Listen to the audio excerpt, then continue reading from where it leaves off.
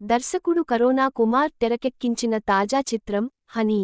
నవీన్ చంద్ర, దివ్య పిల్లై ప్రధాన పాత్రలు పోషించిన ఈ డార్క్ థ్రిల్లర్ ప్రమోషనల్ కంటెంట్ ఒక రకమైన మూడ్ క్రియేట్ చేసింది. తెలుగులో ఈ తరహా సినిమా ఇప్పటివరకు రాలేదు అని ఎంతో నమ్మకంతో చెప్పాడు కరోనా కుమార్. మరి అది నిజమేనా? ప్రేక్షకుల్ని ఏమేరకు ఆకట్టుకుంది అనేది చూద్దాం.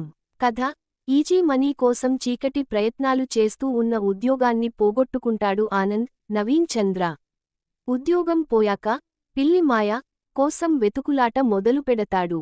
సారంగపాణి, రాజా రవీంద్ర సహాయంతో వెతుకులాట వేగం పుంజుకుంటుంది. కట్ చేస్తే ఆనంద్ కూతురు మీరా, జయని వల్ల మాత్రమే పిల్లి మాయని పొందడం సాధ్యపడుతుంది అని గ్రహిస్తారు. నటీనటుల పనితీరు: నవీన్ చంద్ర లుక్ నుండి మ్యానరిజమ్స్, బాడీ లాంగ్వేజ్ వరకు అన్ని విషయాల్లో కొత్తదనం చూపించాడు. ఒక అత్యాశపరుడు, మనసు నిండా చీకటి నింపుకున్న ఒక నెగిటివ్ క్యారెక్టర్గా నవీన్ నటన చాలా సహజంగా ఉంటుంది. కాసేపటికి నవీన్ కనబడడు, కేవలం ఆనంద్ మాత్రమే కనిపిస్తాడు. అతడు కర్కశత్వం ప్రదర్శించిన తీరు ఖచ్చితంగా ఇబ్బంది పెడుతుంది.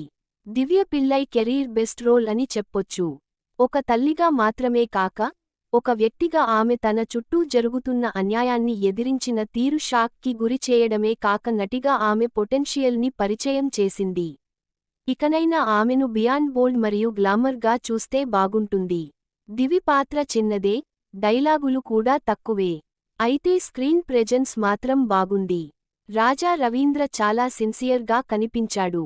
సాంకేతికవర్గం పనితీరు: ప్రమోషనల్ కంటెంట్లో కనిపించిన షార్ప్నెస్, మరీ ముఖ్యంగా క్వాలిటీ ది సినిమాలో కనిపించలేదు. దానికి కారణం ఏంటో కరుణకుమార్ కే తెలియాలి. అయితే నగేష్ సినిమాటోగ్రఫీ వర్క్ కానీ, అజయ్ అరసాడ నేపథ్య సంగీతం కానీ సినిమా యొక్క మూడ్ని చాలా నిర్దిష్టంగా మెయింటైన్ చేశాయి. దర్శకుడిగా కరోనా కుమార్ తాను ఎంచుకున్న జోనర్కి స్టిక్ అయి ఉన్నాడు. ఎక్కడా చిన్నపాటి డీవియేషన్ కూడా లేదు.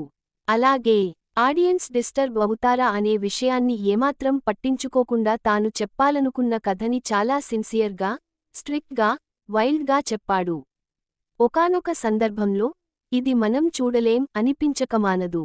ముఖ్యంగా చిన్న పాపతో పిల్లి తాలూకు మాయ చేతులతో ఎత్తించే సన్నివేశం ఆల్మోస్ట్ వాంటింగ్ సెన్సేషన్ క్రియేట్ చేసింది. వ్యూయర్స్కి సినిమా ఎలాంటి ఎక్స్పీరియన్స్ ఇస్తుంది అనేందుకు ఇవి ఉదాహరణలు. అలాగే సినిమాకి ఇచ్చిన ముగింపు ఎక్కడా కమర్షియాలిటీ కోసం హ్యాపీ ఎండింగ్ ఇచ్చేస్తారేమో అనుకోనేలోపు చాలా డిస్టర్బింగ్గా ఉంటుంది.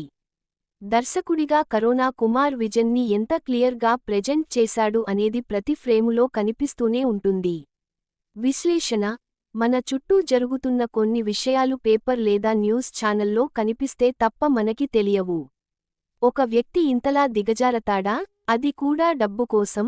ఒక్కోసారి డబ్బు కంటే పవర్ కోసం ఇంత నీచానికి ఒడిగడతాడా అని మనల్ని మనం ప్రశ్నించుకుంటాం.